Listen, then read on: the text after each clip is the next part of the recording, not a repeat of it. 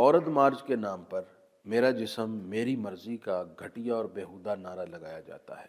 اس نعرے کے لفظوں سے ہی ظاہر ہے کہ اس نعرے کی مراد کیا ہے۔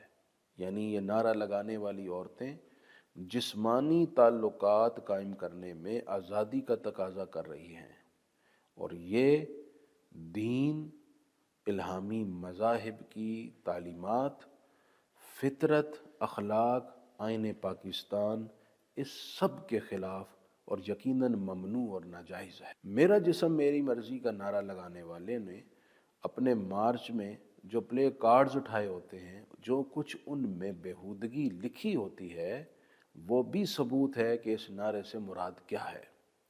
میرا جسم میرا مرضی کہنا درست نہیں، اس لیے جسم ہمارا ہے ہی نہیں، یہ تو اللہ کی امانت ہے۔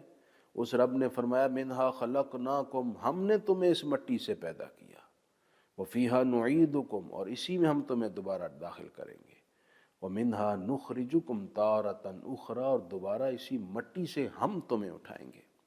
جب اس کی ملکیت اللہ کی ہے، ہمارے پاس امانت ہے، تو میرا جسم مطلقاً کہہ کر اللہ رسول کے حکم سے بغاوت کی اجازت کسی کو حاصل نہیں۔ میری مرضی مطلقاً کہہ کر بھی یہ بتانا کہ میں اس جسم پر تمام تر تصرف کا مالک اور اختیار رکھتا ہوں، یہ بھی غلط اور ناجائز ہے۔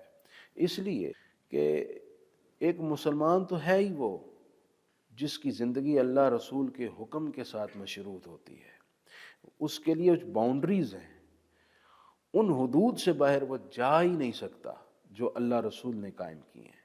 اس لیے یہ نعرہ تو بالکل درست نہیں، اور اسلامی سوسائٹی میں اس طرح کے نعروں کی نہ تو اجازت دی جا سکتی ہے اور نہ ہونی چاہیے۔ اور اگر یہ نعرہ لگانے والے، جیسا کہ وہ کہتے ہیں ہم تو خواتین کے رائٹس کی بات کرتی ہیں، تو پھر جناب آپ نعرہ بھی ایسا بنائیں نا جو رائٹس کو حاصل کرنے پر دلالت کرے۔ آپ نعرہ لگا رہے ہیں میرا جسم میری مرضی، جس کی مراد انتہائی کبھی ہے، جو لفظوں سے ظاہر ہے، اور بات آپ عورتوں کے حقوق کی کر رہے ہیں، تو اس کے آپس میں کیا موافقت ہے، آپس میں کیا ربط اور میل جوڑ ہے؟ آپس میں کوئی تعلق نہیں ہے۔ اگر آپ حقیقی طور پر خواتین کے رائٹس میں مخلص ہیں تو پھر الفاظ کا انتخاب بھی ویسا کریں، جد و جہد بھی اس نہج پر کریں، پھر تو پوری قوم آپ کے ساتھ کھڑی ہوگی۔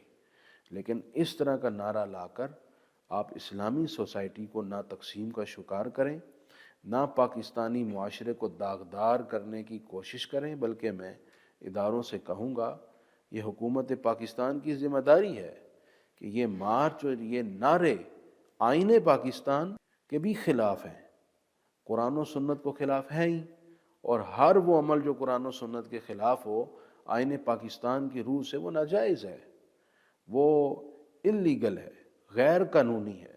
تو اس کو روکنا اور اس طرح کے نعروں کی مکمل طور پر اس سوسائٹی سے خاتمے کی کوشش کرنا، یہ بھی حکومت پاکستان کی ذمہ داری ہے۔ اس پر پابندی لگنی چاہیے، اور اس طرح کی کسی بھی ایکٹیویٹیز کی ہمارے معاشرے میں اجازت نہیں ہونی چاہیے۔